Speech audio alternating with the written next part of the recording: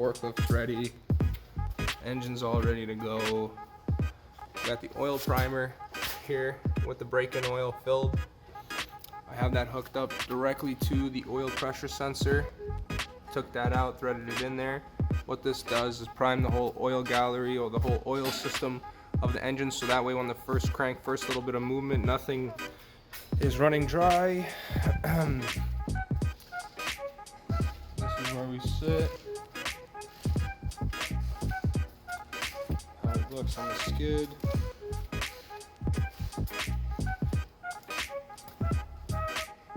So we got Rob out here working on the car. We're getting it prepped for the fuel line run, cleaning up the tranny tunnel here. It's a pretty big fire hazard. And we're gonna run the fuel line, follow the original lines up to about, where is it? About there. And then we open the door and run it through, well, just bring it up through there and bring it down. So what we got to do with the engine before we start putting it in is run 6AN fuel return line coming out of the fuel rail. I'm using a stock fuel rail for this. All I did was just remove the fuel pressure regulator, the factory one, and that fitting just screws in. Using K-Tune 6AN fittings for everything. Shout out to Velocity Performance Parts. Shout out Ryan. Hooked me up with all this fuel line. This is a 6AN fuel line with rubber hose, braided hose and nylon over it. Got my Aeromotive, or sorry, Fuel Lab fuel pressure regulator. We're gonna be running everything too. Fuel, as you can see, the fuel cap's out. I'm going to be talking about everything. The fuel pump's out, so I'm going to be transferring everything.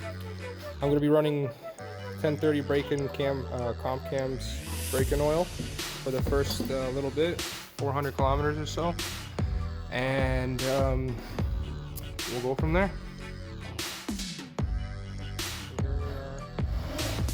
Rob's running through the fuel line.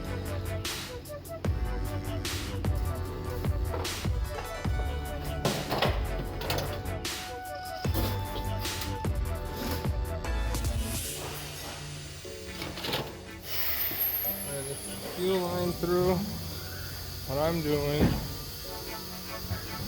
is gonna be swapping over the floater. Fuel pumps in. Turn fittings already made. Just gonna swap over this little sending unit and the ventriloquial thingy, and that's it. This thing's ready to drop in.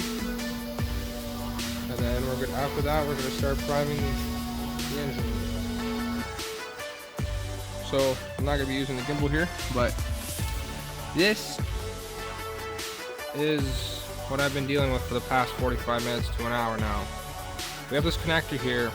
When we moved over the floaty, we saw that it was getting in the way. So most people connect this return line to this port right here, and but in the tank, when you remove it, this side here connects to the right side fuel tank sender. And that allows you to use both sides of your tank, and most people don't connect that, and you only have half of your tank. So this is my attempt at beating the system and doing a direct drain into the tank. And I'm going to hook up the ventricle suction, I think that's what it's called, to the right side tank, so I have full use of my tank. This is a trial. It may not work at all. Just be warned, I'm trying this. I will update if it works or not, but that's what it is. So with the fuel line ran, we're gonna start throwing this in, connecting everything, making the hose ends, and we'll go from there. So the engine harness is separated from the ECU box. That's the body harness from the donor car. This is the box all isolated here. That's the body harness of the IS300. So you just have to put those together into the ECU box. I'll go on the other side here. Just got parts here. Working away here. It fit nice and smooth, no restriction. Cover went on nice, I cleaned the threads, I put grease, you're happy. Okay. Yeah. So the Okay, first. this is just quick disconnect. Yeah, that one just pops into the stock system, Pops and then in, that 'cause yellow that's, clip. That's just airflow. You see that yellow clip? You That's just for pop that vac- in. That's just for pressure. That's for evap. No, that's your fuel out. That's fuel pressure coming out. Yeah, to the So when engine. it clicks in, it will lock. Yeah, it So how do you seals. pull it out? You just push it in. It just push in and push out. Yeah, and then you have the yellow clip to lock it down. Oh, the clip lock. Okay, where's the yellow? Oh, Here. okay. So that's main fuel then. Yes, that's Okay, main so fuel that's to getting your engine, pressure. and then that's the return. So, but initially when we first did that whole clip thing, it wouldn't work the way we had it orientated. So we had to completely redo everything and fit it again through everything. So didn't record it, but it's in. You just have to move the band clamp a little bit and move the connector inside underneath the floater. So now we have the fuel line. We're just gonna snip it to size and make a 90 end to the hose. Okay, so here we have, this is the oil feed, oh my god, I can't talk. This is the oil priming system. So shop air is attached to this regulator.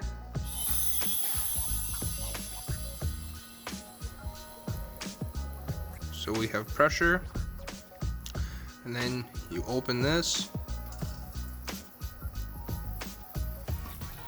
and now we check for leaks.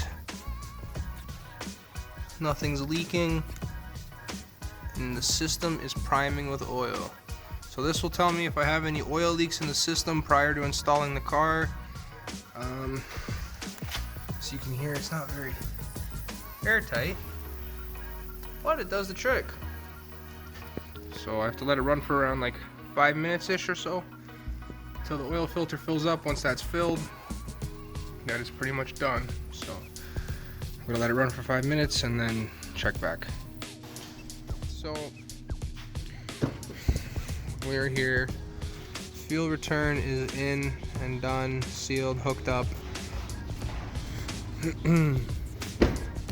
So fuel lines ran here. We're all ready to go for the motor.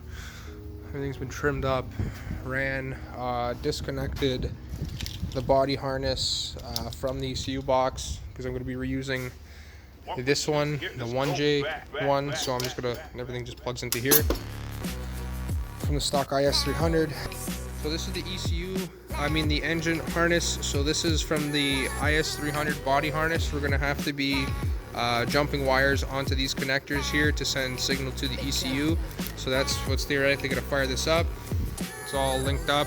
I've already ran the brake-in oil through it once. I kind of messed up. I went to go take a call to order parts and I left it running, so all the oil that was in the oil galleries got pushed out and into the pan. So I drained it, filled it up again. I'm gonna run it through till it's almost empty. That way everything's primed.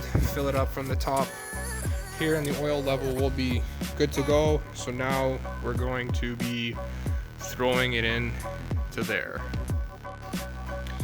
So the engine is fully done. I was tightening all the vacuum lines pretty much everywhere on that, putting little zip ties. Got caught on there.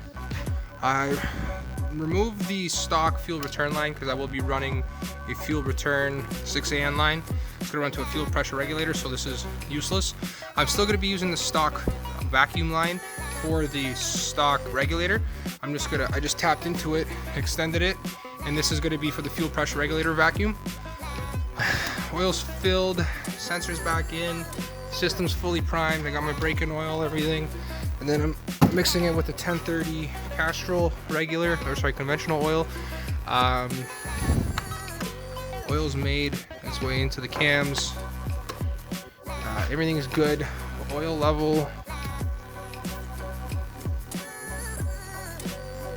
Okay, it's like crystal clear. You can't even see that oil, but it's right in the middle. Oil filter's full, so I don't want to overdo it. Now we're gonna start throwing it in. We're gonna go for a lunch break, come back in. Throttle cable, Rob's right now fighting with it. This is the Toyota Supra Mark IV throttle cable coming out. Rob tightening, you can probably hear him. It's a stock one. Robbie working away. Stock one is too short. If we compare it, you can use a 96 Corolla throttle cable, but that was surprisingly a lot harder to get than I thought. So, say from there, this is the difference you have of cable. It's just what you need. So, that's how it is. Time to eat some shawarmas and time lapse putting this thing in.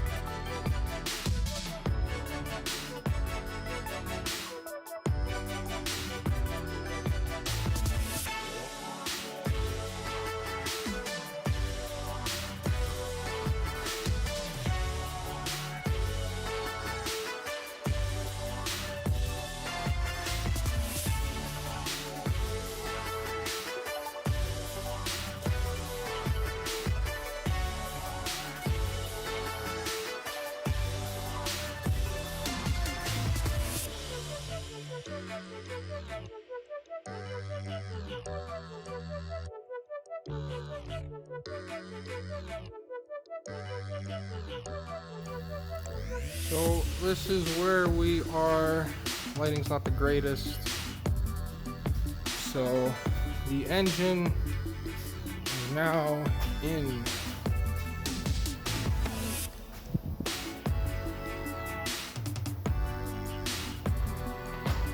So that being said, the engine being in, we are engine mounts are in. We're using the stock 1J engine mounts, so everything's working, everything's fitting up nice. Transmission is in, train mounts are in.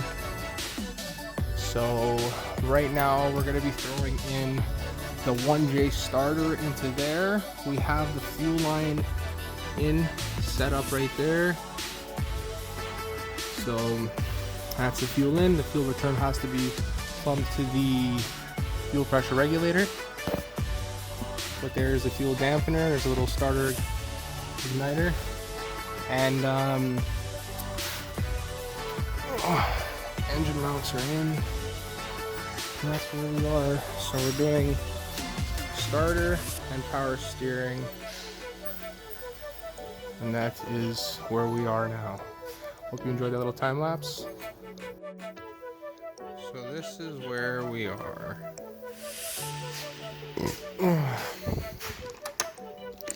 Still haven't mounted fuel pressure regulator. Gonna get to that.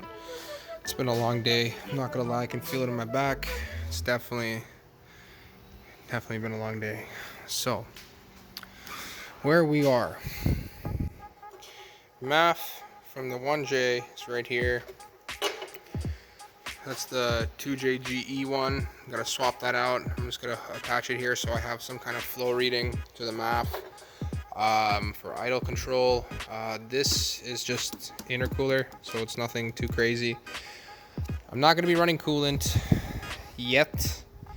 I need this engine to crank over and idle, and if it does, then that's when I'm gonna continue plumbing the full out intercooler piping, coolant. I gotta get a lower coolant rad hose, I'm gonna put in the radiator, intercooler, condenser.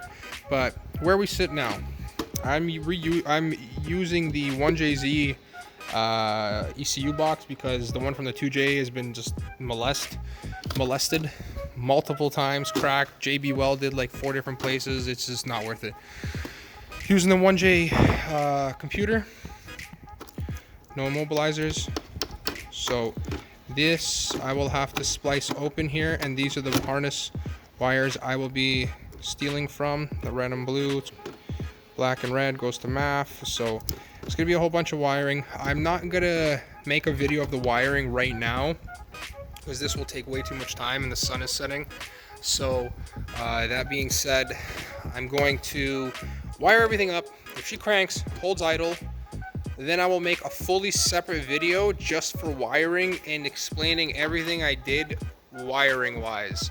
This is the igniter from the 1J. This is my plugs. Whoop. Plug holder from the 1J. Fuel return is here, still not made. The fitting for the rail is there. This is probably going to go in the reservoir.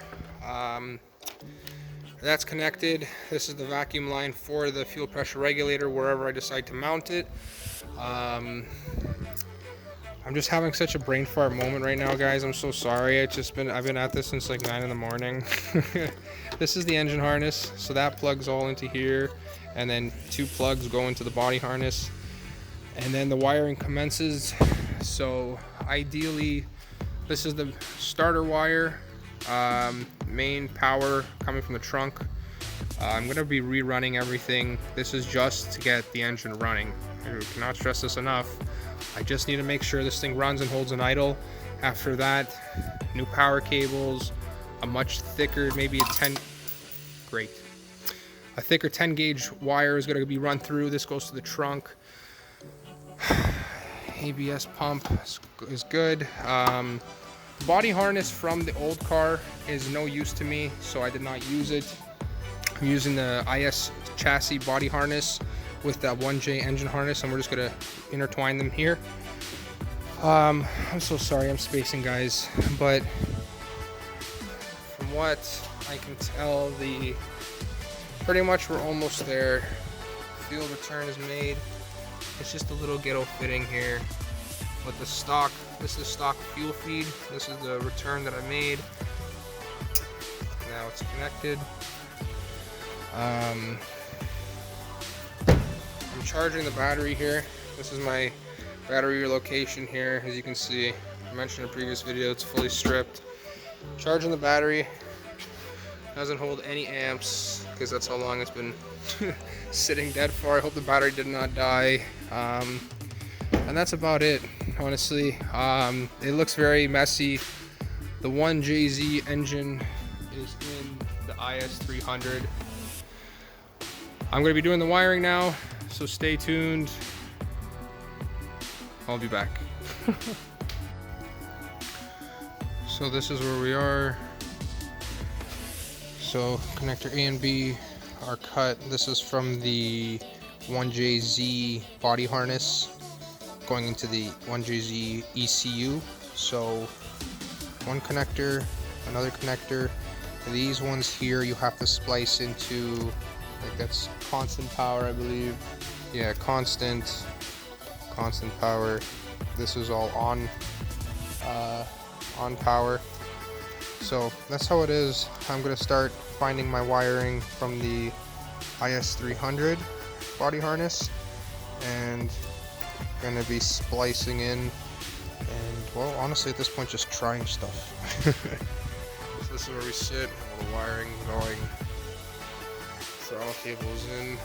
I made a nice bracket here for the throttle cable because it was there's too much slack on here.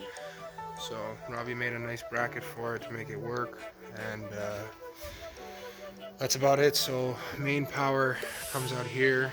I'm just gonna nut and bolt it for now until I get a terminal switch there. But goal is to get this thing running on a nice steady idle, and then we can start picking at stuff from there. But this is where I sit now. It is nighttime already, and pretty much on the final step. So here goes nothing. So here we are. This is where I am. This is all the non-used wiring, I believe. Could be wrong, but we'll see. So these are all my connections here. This is the fuel pump grounding for the relay for the EFI. It can be always grounded. We'll just keep the fuel pump on at all times. Here is connector A, connector B, which you just take one signal from for the TAC, which is the white wire. I'll go over all this later. It's the MAF with the 12-volt switch. Yeah, don't mind my chicken scribbles here, but working away. So this is the wire here, black and red, and here it is on the harness right there. It comes off of the body for some reason. so we are all. I'm gonna go ahead and say I'm all set for wiring to try and crank it. The only things I may not have to start it cranking is this 1, 2, and 3. These big black wires. These 3 right here. 1, 2, 3. Need a 12-volt switch signal to them, but supposedly the body harness already supplies it, so we'll see. I'm gonna try it like this and go from there. If it does not work, 1, 2, 3, I cut them and I'll bridge them onto here, the 12-volt switch, which is a plus BM A7, pin 7 on connector A. So that's where I'm taking the 12-volt switch from to the MAF, because that's going to give it a better idle. And yeah, we'll see where we go from there. But here we are with the fuel pressure regulator. This is how I'm running it. This is going to be the fuel return coming down following the OEM line. This is going to be the fuel return, like from the rail, from the Seiyan fitting here. I'm going to run that along, down, and up under the hose, and right here it's going to connect. Just got to make the end, which is all there. Then that's going to close off the fuel system, and with that being said, we're going to try, because supposedly when you turn it on with this, it's going to, so that will tell us right away if I have any leaks in the fuel system, and if I turn the ignition on and the oh, where are the keys to this car? That's a good question. I gotta find the keys to my car. But yeah, so that's all I have left. Wiring is done. This is how it looks so far. And yeah, so all I gotta do is just connect that one fuel line here. And then if you notice, I have the whole tranny harness right here. So I'm gonna grab the neutral safety switch, plug it in, and just one by one just turn it manually until it lets me start it, hopefully, fingers crossed, and go from there. We see what happens, really. So I'm gonna do the fuel line, and then yeah, do the neutral switch. Sorry, it's such a long day. I've been here for over like 10 hours now. I'm so tired. But she's in. Let's see what happens.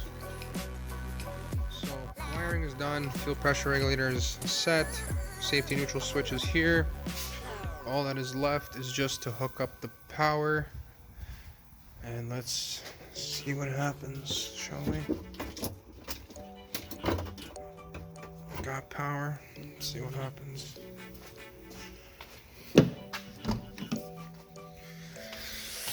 Oh boy.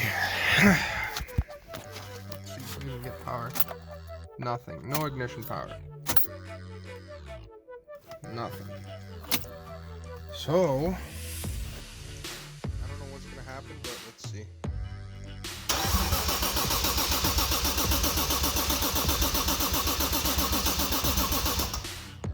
Okay. How much boot? How much? Nothing. Okay. So that means the fuel pump's not engaging. That means that has to be grounded. This is as far as I've gotten. So cranks. Okay, connected there. Alright. Got power here. That's the only thing I did not do is join these 3 together. As it says on the paper, they need to have a constant 12. Let's see what happens. Nothing.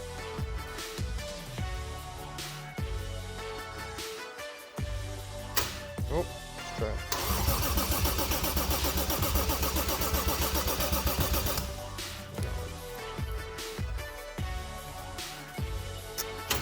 I don't get it. I'm touching this, but it's not doing anything.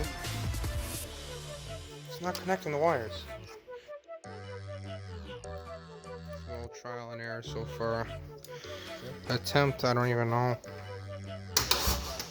Okay, let's see what this does.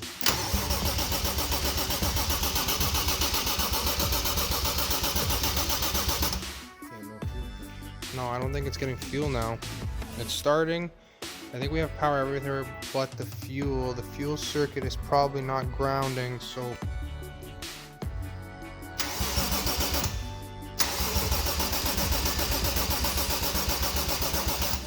No. Well, I just got ignition power. Let's see what fucking happens. It may not crank because I have to play with the safety switch, but... Throttle ball click, right? A little clicky click. Oh, I'm so scared. Ah, okay, no. I need to send power to the starter. So I have ignition power. I will jump it. I don't know. Let's see.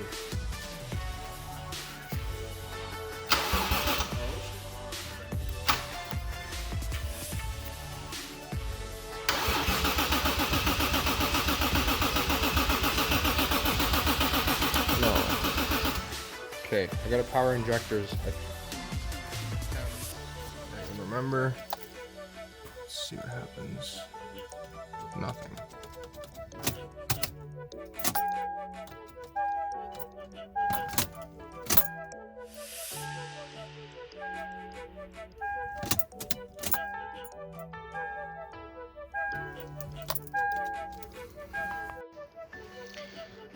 So, this is where we sit.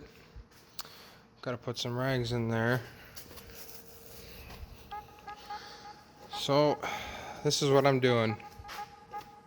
Throwing in the towel, for those that don't understand. I can't get this thing to run with stock harness. There's just too many complications. There's too much resistance through lines. It's a 20-year-old harness. I mean, what do you expect? Things corrode over time. Getting the wrong resistances everywhere. Not getting B+ where I should be, and when I do, I have a severe voltage drop. Let's put it this way, I've put over 30 hours into trying to wire this thing, not counting the maybe 4 or 5 months prior to wiring it, all the research, all the notes I have. This is everything I could have gathered. I've gathered over 6 months of just all pinouts of everything. So I'm throwing in the towel. Can't. I don't know what to do. Like, I've done everything I can. I've wired and rewired 4 separate times according to 4 different charts. I've blown fuses and everything, precautionary. But like, and I tested my B+ before I sent it to the ECU. But I don't know. I just can't get it to go. Throttle body engages, MAF has full power, injectors have power, everything has power. I'm not getting ignition switch power to here to excite the starter. I don't know why. I can manually jump it and send it, but something else, like I'm turning this engine over, I'm doing everything I can. Fuel is going, fuel pressure reads on the regulator, but just, I don't get it. I have spark, I have everything. It's just not going. There's no immobilizer either. So, I don't know. You know what, like, I got this far. Not bad.